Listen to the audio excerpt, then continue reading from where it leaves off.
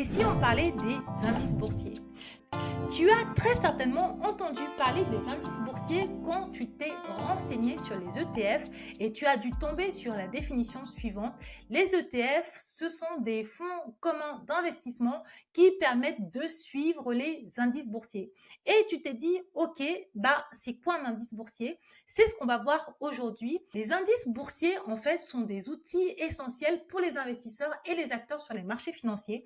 Ils permettent de mesurer la performance des marchés ou de certains segments de marché. On peut avoir des indices sur les marchés financiers qui sont plutôt généraux et on a aussi des indices qui sont plutôt sectoriels qui permettent de suivre les tendances d'un secteur et de mesurer la performance sur un secteur bien précis comme l'immobilier ou les nouvelles technologies. Ce que tu peux retenir, c'est que les indices boursiers sont une mesure de performance des marchés et ils servent aussi d'indicateurs économiques et de points de référence sur les marchés. Dans l'épisode du jour, nous allons analyser la nature et la création des indices boursiers. Nous allons voir ensuite à quoi ils servent, quelle est leur utilité et dans une dernière partie, nous allons balayer ensemble les principaux indices boursiers. J'avais déjà commencé à introduire ce principe dans l'épisode sur les ETF qui a été publié en début d'année, mais aujourd'hui, nous allons vraiment creuser sur les indices boursiers. J'espère que ce programme te tente, so let's go! Définition, qu'est-ce qu'un indice boursier? Un indice boursier, c'est une mesure statistique calculée à partir de la valeur de plusieurs actions ou titres cotés en bourse. Il représente la performance globale du marché financier et ou d'un secteur économique ou d'une catégorie spécifique d'actifs financiers. Les indices boursiers permettent d'avoir une information sur la santé d'un secteur, des marchés, comment ils se portent, via le suivi de l'évolution des cours d'action de certaines sociétés. Alors, comment sont créés les indices boursiers? D'abord, on va sélectionner les composants. Les indices boursiers sélectionnent un ensemble spécifique d'actions pour représenter un marché ou un segment de marché donné. Les critères de sélection peuvent varier en fonction de l'objectif de l'indice, mais ils incluent souvent des critères tels que la capitalisation boursière de l'entreprise, le secteur d'activité de l'entreprise et d'autres facteurs financiers pertinents comme la liquidité, par exemple, et le cash que possède l'entreprise. Ensuite, il y a la pondération des composants. On parle de pondération des composants dans un indice boursier parce qu'une fois que les composants sont sélectionnés pour intégrer l'indice boursier, ils n'ont pas le même poids. On va retrouver par exemple plus de titres d'une certaine entreprise parce que cette entreprise aura plus de poids dans l'indice qu'une autre entreprise. Et les méthodes de pondération varient en fonction des indices et des stratégies des gérants derrière. Enfin, il faut calculer l'indice. Une fois que les titres ont été sélectionnés et intégrés dans l'indice et ensuite pondérés, il y a un calcul qui est réalisé en temps réel tout au long de la journée de trading pour donner les informations aux investisseurs en direct. Maintenant qu'on a vu ce qu'est un indice, comment c'est créé dans la première partie, nous allons voir dans une seconde partie à quoi ils servent, quelle est leur utilité de manière générale.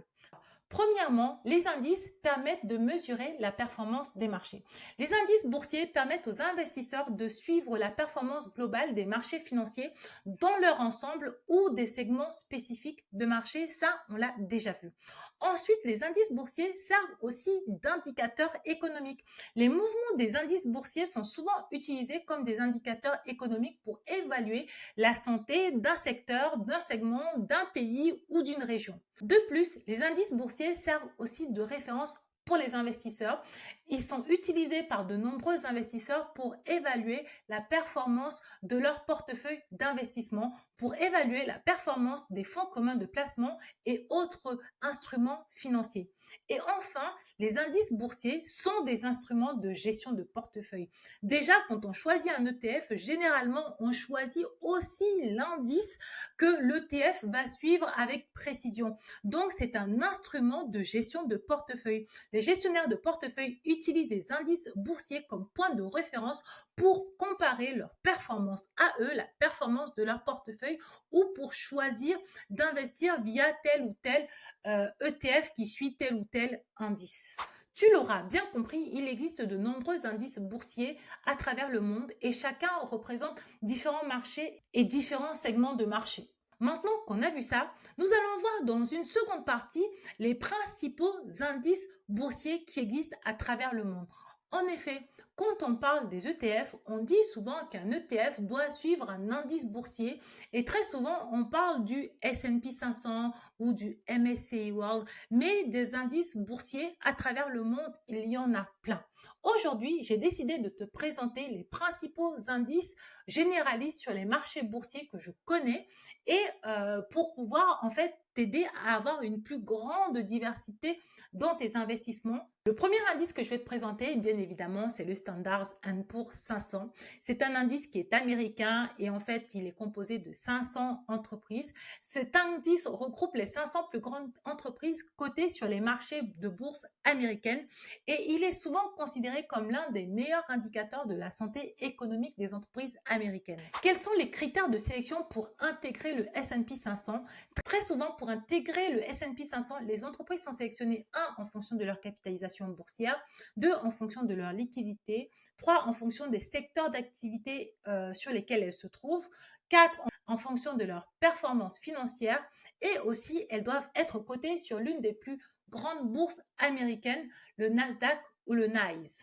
Dans les principaux secteurs qui sont représentés par le S&P 500, on retrouve des entreprises qui tournent autour de technologies de l'information, de la santé, de la finance, de l'industrie. Et si tu veux aller encore plus dans le détail, quelles sont les entreprises qui composent le S&P 500? On a Apple, Microsoft, Amazon, Google et Facebook. Évidemment, ce n'est qu'un extrait. Les entreprises que j'ai pris, ce sont juste un extrait des nombreuses 500 entreprises qui composent le S&P 500. Mais c'était juste pour te donner une idée en fait des entreprises qui composent ces indices boursiers. Et bien évidemment, concernant les secteurs, c'est la même chose. J'ai pas listé l'intégralité des secteurs. Maintenant qu'on a vu le S&P 500, maintenant on va parler du Dow Jones. Eh oui, tu as peut-être déjà entendu l'expression Dow Jones quelque part. Eh bien, le Dow Jones Industrial Average est aussi un indice américain. Et le Dow Jones est l'un des indices boursiers les plus anciens et les plus suivis dans le monde. Il est composé de 30 grandes entreprises américaines bien établies et financièrement solides et qui représentent différents secteurs d'activité. Pour résumer, il n'y a que 30 entreprises dans le Dow Jones. Au niveau des critères de sélection des entreprises, on les choisit en fonction de leur réputation, de leur performance et leur capacité à bien représenter différents secteurs de l'économie américaine. Et contrairement à d'autres indices, le Dow Jones n'est pas pondéré via la capitalisation boursière, mais via le prix des actions des entreprises qui le composent. Quels sont les secteurs que l'on retrouve dans les entreprises du Dow Jones? Le secteur des technologies de l'information, de l'industrie, de la santé, des services financiers, de l'énergie, des matériaux, entre autres. Le Dow Jones est souvent utilisé comme un indicateur de performance globale des marchés boursiers américains. Et quelles sont les entreprises qui le composent? On retrouve du Apple, on retrouve du Microsoft, on retrouve Boeing, on retrouve Johnson Johnson et on retrouve Goldman Sachs, entre autres. Ensuite, passons au Nasdaq. Le Nasdaq, c'est aussi un indice boursier américain. Ça fait beaucoup d'indices boursiers américains très connus, mais le Nasdaq est un indice américain et qui est composé de 3000 actions des plus grosses entreprises américaines. Et ces entreprises sont principalement dans le secteur des nouvelles technologies. Mais pas que, on retrouve aussi les biotechnologies de la santé, l'industrie, les services financiers, les télécommunications, l'immobilier, les matériaux et la consommation discrétionnaire. Le Nasdaq est souvent utilisé pour mesurer la santé et la performance du marché boursier américain au global et surtout dans les secteurs des nouvelles technologies parce qu'il y a quand même 3000 entreprises différentes qui composent cet indice. Maintenant qu'on a fini de voir les principaux indices boursiers américains, mais il y en a encore plein d'autres, j'ai envie de te parler d'autres indices boursiers, notamment les indices boursiers européens.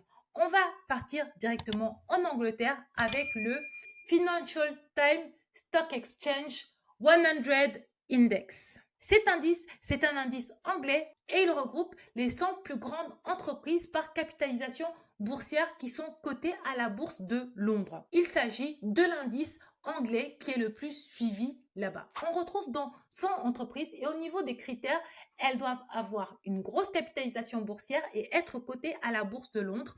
Et au niveau des secteurs, elles retrouvent les secteurs financiers, consommation de base, de santé, d'énergie et de matériaux de base. Cet indice est souvent utilisé pour mesurer la santé des marchés boursiers anglais. Et au niveau des entreprises qui le composent, on retrouve HSBC Holding, on retrouve Unilever et on retrouve la Royal Dutch Shell Company. Passons tout de suite à l'Allemagne. L'indice boursier de référence en Allemagne s'appelle le DAX. Le DAX signifie Deutsche Chicken Index et c'est l'un des indices les plus importants en Europe et le principal indice de référence en Allemagne. Au niveau de la composition des entreprises, il est désormais composé de 40 entreprises et ces entreprises sont sélectionnées en fonction de leur capitalisation boursière et de leur volume de transactions. Les entreprises qui composent le DAX doivent être cotées à la bourse de Francfort et répondre à un certain nombre de critères de transparence. Et au niveau des secteurs qui sont représentés, on retrouve l'industrie, les technologies de l'information, la santé, les services financiers et les consommations discrétionnaires. Et si on veut analyser les entreprises qui composent le DAX, eh bien, on retrouve l'entreprise Siemens, l'entreprise Volkswagen et l'entreprise Allianz. Enfin, nous avons le CAC 40. Le CAC 40 est l'indice de référence français et CAC 40, ça signifie cotation assistée en continu. C'est l'un des indices les plus importants en Europe et en France et il est composé de 40 plus grandes entreprises françaises. Quels sont les critères pour être dans le CAC 40? Il faut avoir une grosse capitalisation boursière, beaucoup de liquidités, être coté à la bourse de Paris et répondre à d'autres critères aussi. Concernant les secteurs qui sont représentés, on retrouve la santé, les services financiers, l'industrie, la consommation de base et les technologies de l'information, entre autres. Les entreprises qui composent le CAC 40 sont LVMH, Total Energy, Sanofi, L'Oréal, Airbus. Ces entreprises représentent une part significative de la capitalisation boursière totale de l'indice et ce sont aussi des entreprises qui sont globalement leaders dans leur secteur. Et pour finir, je te propose de terminer cette analyse sur les indices par le Nikkei, l'indice phare japonais. Le Nikkei 225 est l'indice qui est le plus suivi au Japon. Il est donc composé des 225 plus grandes entreprises cotées à la bourse de Tokyo. Les entreprises sont sélectionnées en fonction de leur liquidité et de leur capitalisation boursière et aussi en fonction de leur importance pour l'économie japonaise. Au niveau des secteurs représentés, on retrouve les technologies de l'information, la santé, l'industrie, les services financiers et les consommations discrétionnaires. Et au niveau des entreprises qui sont dans cet indice, on retrouve Toyota Motor Corporation, SoftBank Group, Mitsubishi, Sony Group et Keyence Corporation. Voilà, on arrive au terme de cet épisode. J'espère qu'il t'a plu et que tu as appris énormément de choses. Si jamais tu souhaites investir dans les ETF, tu sais désormais qu'il y a d'autres indices que le S&P 500. Il y en a plein d'autres, aussi bien aux États-Unis qu'en dehors des États-Unis. Donc, c'est important pour toi de diversifier tes investissements en fonction des différents indices que le monde peut proposer. Il faut aussi analyser un certain nombre de choses pour pouvoir choisir le bon ETF. Mais l'indice, comment il est constitué, le pays dans lequel les entreprises sont cotées, sont aussi des éléments qui sont importants à analyser. Si tu me découvres, je m'appelle Vanessa, je suis experte en finances personnelles et j'accompagne les femmes qui se sont perdues dans leurs finances, qui ne savent pas par quoi commencer pour épargner et investir avec sérénité. Si tu as aimé cette analyse, je t'invite à t'abonner et à t'inscrire à ma newsletter. Le lien sera disponible dans la bio. Toutes les semaines, j'envoie des informations aux femmes pour les aider à gérer leurs finances, épargner, investir en toute sérénité. Si les thématiques de la finance au quotidien et des finances personnelles t'intéressent, sache que j'ai un groupe WhatsApp qui est gratuit dans lequel j'envoie des informations sur l'actualité économique tous les matins pour aider les femmes à enrichir leur éducation financière. N'hésite pas à me rejoindre, c'est gratuit et le lien sera aussi dans la bio. En attendant, je te laisse là ma monnaie préférée et je te fais plein de bisous. À mardi prochain.